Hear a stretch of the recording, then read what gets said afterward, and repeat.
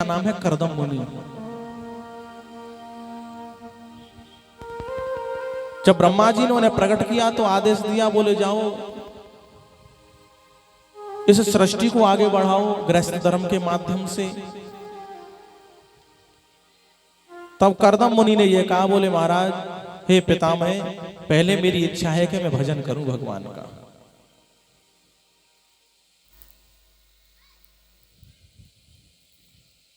हो सकता है कि विवाह के बाद फिर भजन न हो पावे, इसलिए मैं चाहता हूं कि पहले भजन कर लूं भगवान का।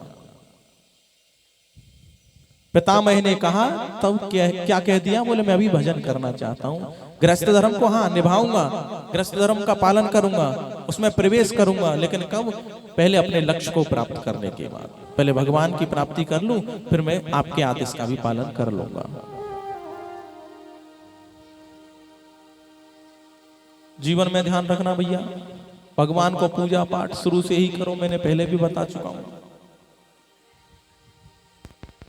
गृहस्थ धर्म में प्रवेश करो अच्छी बात है, लेकिन वहां से पहले से ही पूजा पाठ चालू कर दो, न जाने कैसी आई या कैसो मिलो। तुम पूजा पाठवारी हो, मिलो कि न मिलो पूजा पाठवार हो तुम्हें, फिर किसका किसको पता है ना?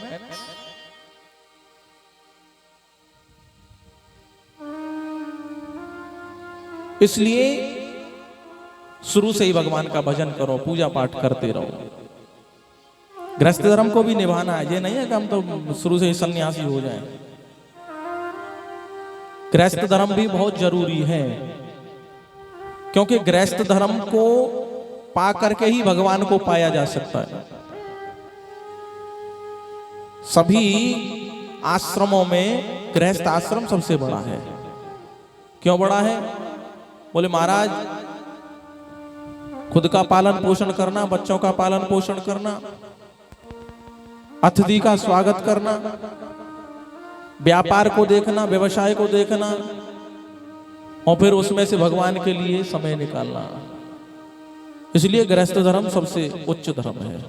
और इसी में से ही, इसी गृहस्थ धर्म में से संन्यास धर्म बनता है, इसी में भगवान प्रकट होते हैं। इसलिए गृहस्थ धर्म सबसे बड़ा है।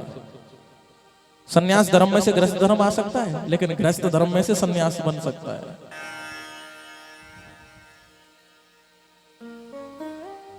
कर्दम मुनि ने तपस्या पूरी करी, भगवान को प्राप्त किया, भगवान का भजन कर लिया।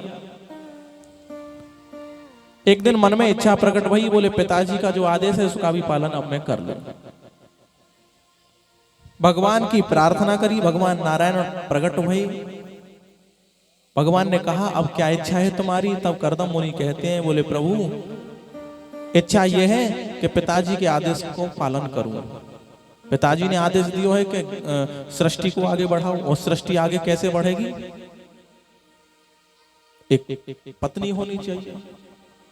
तो वरदान में मुझको ऐसी पत्नी दो, पत्नीम देहि मनोरमा मनोव्रता अनुसारिणी तारणी दुर्ग संसार सागरस्य। पत्नी कैसी? पत्नीम देहि मनोरमा मनोव्रता अनुसारिणी। पत्नी ऐसी हो सुंदर, सुशील, सहज, मेरे मन के व्रतियों के अनुसार चलने वाली। दुल्हन कौन सी है? जो पियामन भाई। दुल्हन वही जो पियामन भाई, दुल्हन वो नहीं जो पिया से लठ बजाए। वास्तविक बात है, इस पृथ्वी पर अगर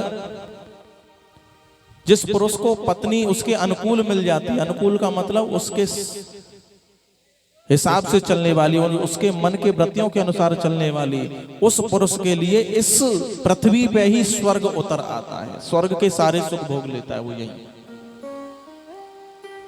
और जिस पुरुष की पत्नी उसके अनुकूल नहीं, प्रतिकूल चलती है, उससे उल्टी चलती है, तो समझ लो उसके लिए नरक कहीं अंत नहीं है, इस पृथ्वी पे ही आ जाता है। तब मुनि ने कहा, बोले प्रभु ऐसी पत्नी तो ऐसी होनी चाहिए, पत्नीम देहि मनोरमा मनोव्रता अनुसारिणी तारणी दुर्ग संसार सागरस्य, इस दुर्ग संसार से मेरा तारण तरण कर ले जाए, खुद भी तर जाए और मेरा भी तारण तरण कर ले जाए। पत्नी के आगे क्या लगा रहता है मालूम है? धर्म पत्नी। पत्नी के ही तो आगे लगा रहता है धर्म पत्नी। पति के आगे लगो रेवे कबू धर्म पति। धर्म पत्नी क्यों, अर्थ क्या है? धर्म पति को क्यों नहीं दिया गया? पत्नी के भाग्य में क्यों आया? उसके ही सामने क्यों लगा? उसका ही सम्मान क्यों किया धर्म ने? मालूम है क्यों? क्योंकि माताओं के अंदर भक्ति ज्यादा होती है भगवान की, इतनी पुरुषों के अंदर नहीं जितनी माताओं के अंदर। और उनकी भक्ति से भगवान बहुत जल्दी रीझ जाते हैं, प्रसन्न हो जाते हैं। उन अबलाओं की टेर को सुनकर भगवान दौड़े चले जाते हैं। इसलिए धर्म पत्नी लगा है, बोले धर्म के मार्ग पे खुद तो चले और मुँह चलावे मेरो कल्याण कर ले जाए। इस दुर्ग संसार सागर से मेरा तारण तरण कर ले जाए।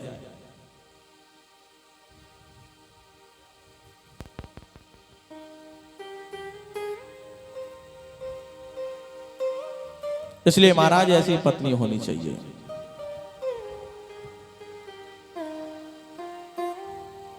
वास्तव में बात यही है कि अपने अपने पतियों को भगवान के भजन में लगाओ, ज्यादा से ज्यादा भगवान को भजन कराओ उन पे। मालूम है तुलसीदास जी महाराज की पत्नी ने तुलसीदास जी को तुलसी थे केवल तुलसीदास बना दिया। जग में उनकी कीर्ति कैसी फैल रही है ना? गोस्वामी तुलसीदास जी महाराज कौन है बना दे? केवल उनकी पत्नी ने ही बना दिया उनको। और क्या करते थे? बोले पत्नी से प्रेम करते थे बहुत ज्यादा।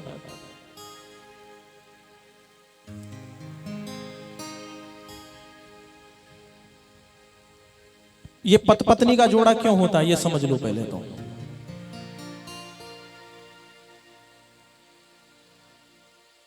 इसलिए क्योंकि व्यक्ति संसार में इधर उधर न भटके, एक साथ रह करके भगवान को प्राप्त कर सके।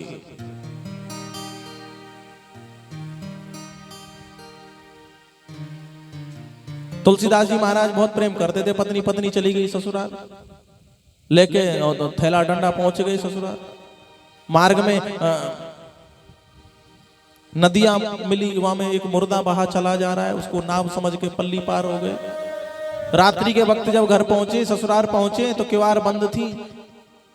पहुंचे ससुराल तो बंद थी किवाड़। एक सर्प लटक रहा था दीवार के पिछाड़, उसे पकड़ के चढ़ गए तुलसी जगाई अपनी बाम और बोले होठों पे तेरा नाम रहता है सुबह शाम। पत्नी ने कही, बोले तुम इतनी रात में कैसे आए गए? बोले मैं तुमसे बहुत प्रेम करता हूं। बोले प्रेम करते हो तो जान की भी परवाह नहीं करी। बोले तुम भी तो प्रेम करती हो मेरे लिए। बोले क्यों? बोले वहां नाव छोड़ाई थी और यहाँ रस्सी लटका रखी तुमने। बोले कहाँ लटका रखी रस्सी? दिखाएंगे। और देखी तो वो ऐसी वाली रस्सी। पत्नी ने देखा तुलसीदास जी की ओर और कहा, जितना है मुझसे प्रेम श्री राम से करते तो कसम तुम्हारी तुम भवसागर से तरते। इतना इस हाड़ मास के शरीर से प्रेम किया, इतना प्रभु से कर लेते, अपने जीवन को लगा देते तो भगवान की प्राप्ति हो जाती। तुलसीदास जी के हृदय में ये बात घर कर गई और कहा, बोले तुलसी गोरी तेरी बात ज्ञान की, लेकिन अब तक ना मैंने जाके पहचान की। हाथ जोड़कर तुलसी लौटे उल्टे पाम और लेकर माला हाथ में जपने लगे सीताराम।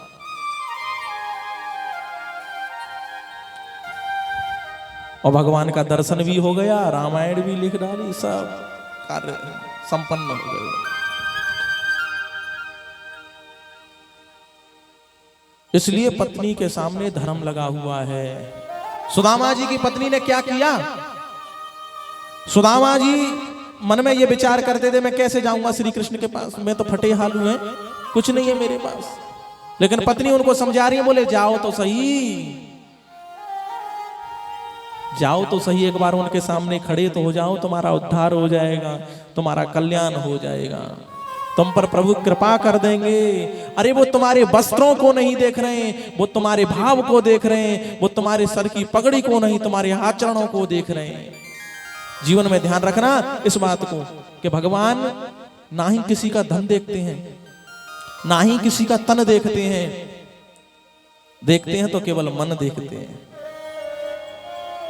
और वो कैसा मन देखते हैं कि निरमल मन जन सोही मोहि भावा, निरामल मन जन सोही मोहि पावा, निरामल मन जन सोही मोहि पावा, मोहि कपट छल क्षेत्र न भावा, मोहि कपट छल क्षेत्र न भावा, मोहि कपट छल क्षेत्र न भावा। जीवन में एक बात और विशेष ध्यान रखना, आपको लगता है कि हम तो बड़े दुराचारी, हम तो बड़े पापी हैं, हम पे प्रभु कृपा करेंगे कि न करेंगे, तो आपकी जानकारी के लिए बता दूं, कितना भी बड़ा दुराचारी हो, कितना भी बड़ा पापी क्यों न सही, और जो सब कुछ त्याग करके सच्चे मन से भगवान के चरणों में आकर के हाथ खड़े करके सरेंडर हो जाए। हाथ खड़े करने का मतलब समझते हो क्यों जय जय करते हैं? क्या मतलब है सरेंडर करना प्रभु की शरण में? बोले प्रभु हम तुम्हारी शरण में हैं, अब तुम बचाओ हमें। और जो आकर ऐसे कर दे, बोले प्रभु तुम्हारे हैं हम, तुम बचाइए हमें, तो प्रभु उसकी रक्षा करते हैं। जीवन में ध्यान रखना, भगवान कहते हैं सन्मुख होए जीव मोहि जबहि, जन्म कोट अघनासई तबहि। मेरे सामने आकर खड़ा तो हो जा केवल है, और खड़ा होने पर ही करोड़ों जन्मों के पापों को तुरंत नष्ट कर दूंगा।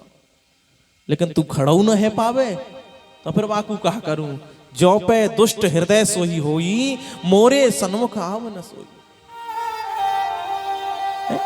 केवल सामने आने मात्र से ही तेरे करोड़ों जन्मों के पापों को नष्ट कर दूंगा। अब तो मैं सामने उनाए आए के खड़ो भय जा रहा हूं, तो अब जाको कहा करूं, जो पे दुष्ट हृदय सोई होई, मोरे सन्मुख आव।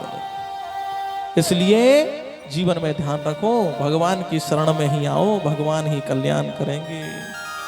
तो पत्नी वही है जो अपने पति को सद्मार्ग पर चला दे।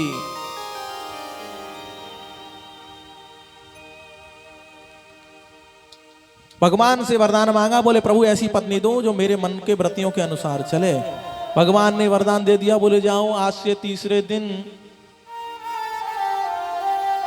स्वयंभू मनु जी अपनी कन्या को लेकर के आएंगे देवहूति को, और उसी के साथ तुम्हारा विवाह होवेगो। वह तीसरो दिन आयो और विवाह की तैयारी होने लगी।